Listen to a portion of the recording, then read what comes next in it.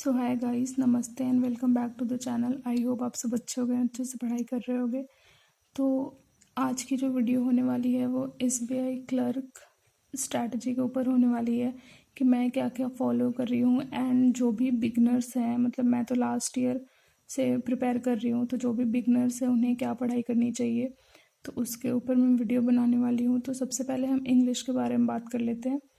तो इंग्लिश में ना सबसे पहले एडिटोरियल, जो भी न्यूज़पेपर में एडिटोरियल आते हैं ना, वो आपको पढ़ने चाहिए। तो कहाँ से पढ़ोगे? टीओआई से, मतलब उसका बहुत ज़्यादा अच्छा नहीं लेवल नहीं होता। एंड हमारे बैंकिंग में थोड़ा इंग्लिश टफ लेवल का आता है, तो इस वजह से द हिंदू सबसे ज़्यादा बेस्ट है। तो 2 या 4 आर्टिकल आपको डेली पढ़ने चाहिए। तो सबसे पहले हो गया द हिंदू, एंड उसके बाद फिर आप द इकोनॉमिक टाइम्स से भी पढ़ सकते हो, क्योंकि उसमें थोड़ा फाइनेंस बेस्ड आर्टिकल आते हैं, तो वो भी बहुत ज़्यादा हेल्पफुल होते हैं हमारे लिए। एंड आरसी वगैरह में बहुत ज़्यादा हेल्प होती है उससे। एंड अगर आप ये दोनों चीज़ें कर रहे हो तो वोकैब तो ऑब्वियसली अच्छी हो जाएगी, क्योंकि सारी जो भी वोकैब्स आती है वो द हिंदू एंड जितने भी एडिटोरियल आते हैं उधर ही से आती है। और मैं जो एडिटोरियल पढ़ती हूँ वो निमिषा बंसल मैम से पढ़ती हूँ, तो मैं द हिंदू का पढ़ती हूँ। एंड कभी कभी मुझे टाइम मिलता है तो मैं द इकोनॉमिक टाइम्स का भी पढ़ लेती हूँ। उसके बाद आरसी की हमें डेली प्रैक्टिस करनी है, जो कि आप 1 या 2 डेली कर सकते हो प्री एंड मेंस के लिए। एंड क्लोज टेस्ट की भी प्रैक्टिस करनी है, 1 या 2 प्री एंड मेंस, क्योंकि ये तो कंपलसरी है। आरसी एक आना ही आना है प्री में, एंड मेंस में तो ज़्यादा भी आते हैं। एंड क्लोज टेस्ट भी एक तो आएगा ही प्री में। एंड उसके बाद मिसलेनियस हो गया, fillers, word swap, match the column, और भी बहुत कुछ होते हैं। तो उसकी भी थोड़ी बहुत प्रैक्टिस करनी है, जहाँ से भी आप लोग को मिले। मतलब मैम कुछ पीडीएफ्स भी देती हैं, एंड जो भी हमारे परफेक्शन क्लास में होता है तो वो भी शेयर करती है, तो आप वहाँ से भी कर सकते हो। एंड उसके बाद ग्रामर की बात करें तो ग्रामर के लिए 120 रूल्स ऑफ ग्रामर सबसे ज़्यादा बेस्ट है। अगर आप शॉर्ट टाइम में करना चाहते हो तो ये सबसे ज़्यादा हेल्पफुल होगा।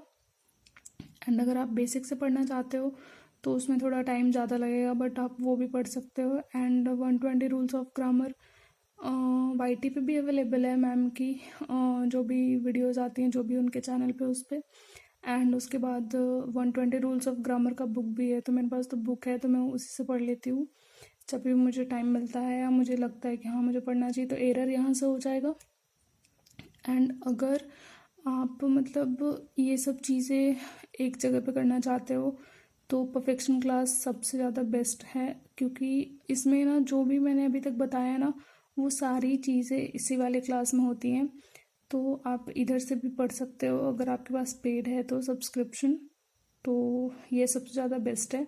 एंड अगर नहीं है तो भी मैम पीडीएफ्स वगैरह देती हैं, जो भी क्लास में होता है ना तो वो उसका पीडीएफ फिर शेयर करती हैं, तो आप वहाँ से भी पढ़ सकते हो। तो ये इंग्लिश की हो गई। एंड अब बात करते हैं क्वांट के बारे में।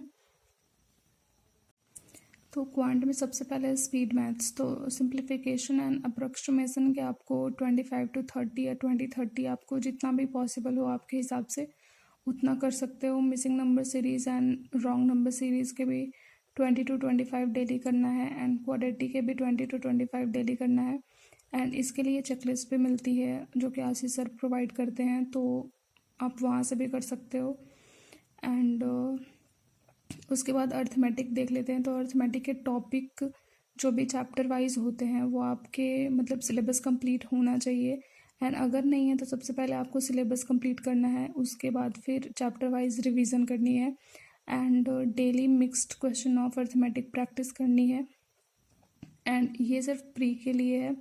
एंड अगर प्री आपका कंप्लीट हो जाता है देन आप मेंस के लिए भी प्रैक्टिस करोगे अर्थमेटिक की। एंड उसके बाद फिर डेटा इंटरप्रिटेशन की बात करते हैं। तो प्री की 5 DI डेली करनी है, एंड मेंस की 1 से 2 DI डेली करनी है।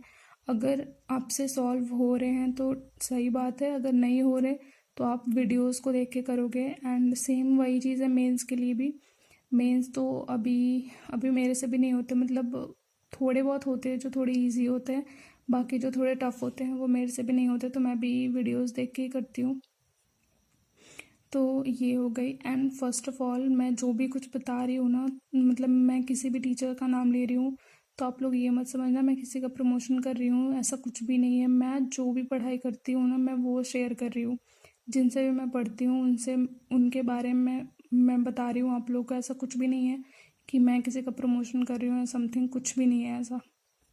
तो अगर आप लोगों को फॉलो करना है कर सकते हो, नहीं करना है आपकी मर्जी है, ठीक है।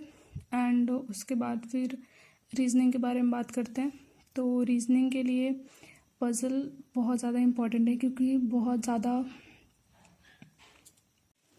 अगर बात करें रीजनिंग की, तो रीजनिंग मेरा पर्सनली फेवरेट सब्जेक्ट है। बहुत ज़्यादा पसंद है मुझे पज़ल सॉल्व करना। तो सबसे पहले प्री के पज़ल आपको 10 to 15 डेली करने हैं, ये मैंने मिनिमम रखा है। मैं इससे ज़्यादा करती हूँ डेली। एंड ये मैंने रखा है क्योंकि बहुत लोग कर पाते हैं, बहुत लोग नहीं कर पाते हैं। एंड बिगनर्स के हिसाब से मैंने रखा है कि 10 to 15 तो डेली करनी चाहिए प्री के। एंड मेंस का 2 से 3, मतलब अगर आप 2 भी कर रहे हो, 1 भी कर रहे हो ना मेंस का डेली, फिर भी बहुत सही है। एंड क्योंकि पज़ल हम इतना ज़्यादा क्यों कर रहे हैं, क्योंकि पज़ल जो है ना हमारे एग्ज़ाम में बहुत ज़्यादा वेटेज रखता है। क्योंकि 4 पज़ल तो आ ही जाते हैं, तो 20 मार्क्स के तो पज़ल ही हो गए।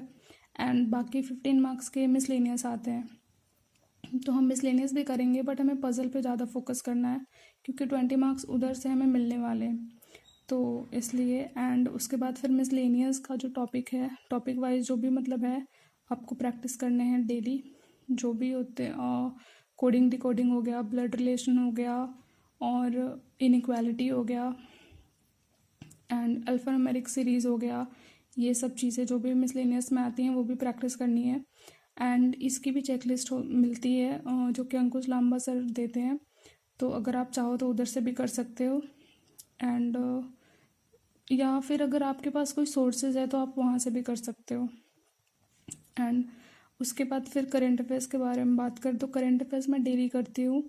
एंड डेली करनी भी चाहिए, क्योंकि अगर आप चाहोगे ना कि 1 महीने का मैं बैठ के पढ़ लेती हूँ, तो ऐसा नहीं हो पाता है। मेरे से तो नहीं होता, अगर किससे होता है तो सही बात है भाई। एंड उसके बाद फिर रिवीजन करनी है वीकेंड पे। 1 वीक का करंट अफेयर्स उठाओ एंड उसको रिवाइज कर दो वीकेंड पे। एंड उसके बाद जो भी आप डेली क्विज दे रहे हो ना, उसको भी पढ़ना है, मतलब उसका डेली क्विज भी लगाना है शाम को। किसी भी टीचर से आप पढ़ो, सब लोग जो भी करंट अफेयर्स पढ़ाते हैं ना, वो डेली का क्विज तो लेते ही है, तो उधर से क्विज को भी देना है, तो बहुत सही हो जाता है। क्योंकि अगर आप सोच रहे हो कि 1 वीक का उठा के पढ़ लेंगे या 1 मंथ का पढ़ लेंगे, या एग्ज़ाम जब मेरा प्री क्लियर हो जाएगा उसके बाद करंट अफेयर्स कर लेंगे, तो ये बहुत ही ज़्यादा बैड स्ट्रैटेजी है। बिल्कुल भी ये वर्क नहीं करेगा। हो सकता है कुछ कुछ लोगों के लिए हो जाए, बट सबके लिए ये वर्क नहीं करता। तो इस वजह से मैं डेली पढ़ती हूँ करंट अफेयर्स, एंड मेरे हिसाब से डेली पढ़ना चाहिए। तो that's all for today guys. And let's hope कि SBI क्लर्क हमारा अच्छा हो, एंड हमारी प्रिपरेशन जर्नी भी बहुत अच्छी हो। तो मिलते हैं नेक्स्ट वीडियो में।